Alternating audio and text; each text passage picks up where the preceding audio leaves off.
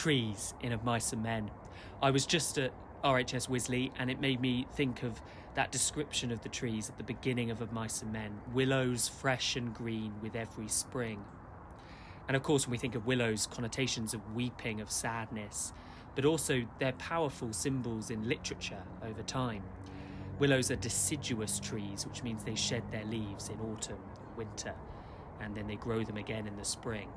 And so perhaps they symbolise the impermanence of life, how things die and decay, and then things regrow and live again.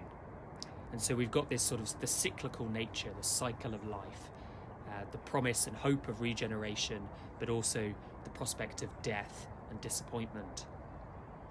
But also there are biblical allusions here, because of course at the beginning of Mice and Men, Steinbeck's almost constructing a paradise where George and Lenny enter into that space with the river, and they spend their night there dreaming of a better future.